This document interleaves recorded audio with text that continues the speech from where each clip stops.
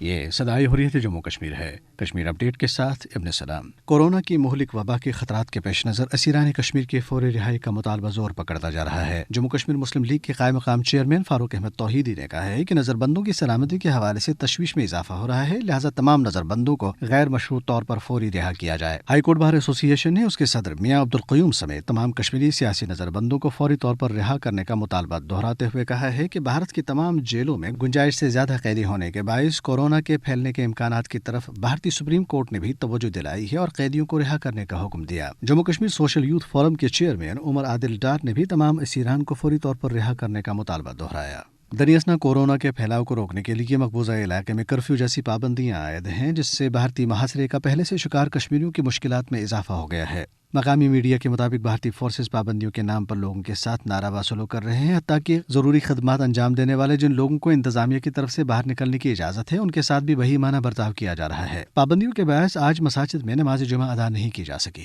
دوسری طرف قابض انتظامیہ نے 4G انٹرنیٹ پر عائد پابندی ختم کرنے کے بین الاقوامی سطح پر کیے گئے مطالبے کو خاطر میں نہ لاتے ہوئے مذکورہ سروس پر پابندی 3 اپریل تک بڑھا دی ہے۔ اپڈیٹ ختم ہوا۔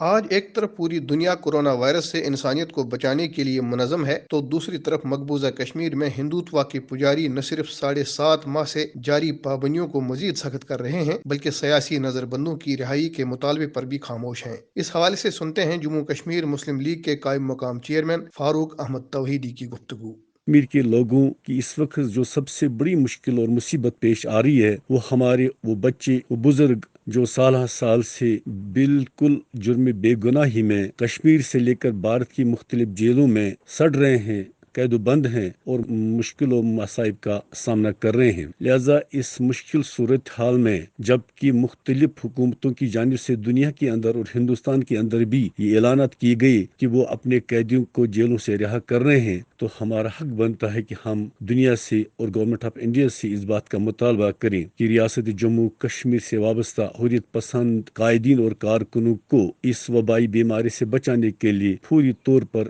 جیلوں سے رہا کیا جائے۔ یہ ہمارا مطالبہ ہے اور مسلم لیگ جموں کشمیر کے چیئرمین مسعد عالم بٹ صاحب سمیت جتنے بھی لوگ قید و بند میں ہیں ان کو پوری طور رہا کیا جانا چاہیے۔ سابق کٹھ پتلی وزیر اعلیٰ عمر عبداللہ کی رہائی اور حریت قائدین کی مسلسل نظر بندی سے بھارتی حکمرانوں کی دورو گوئی اور منافقت واضح ہو جاتی ہے۔ اس سے یہ بات ثابت ہوتی ہے کہ بھارت صرف ان لوگوں کو انسان سمجھتا ہے جو اس کے جابرانہ قبضے کو جائز سمجھتے ہیں۔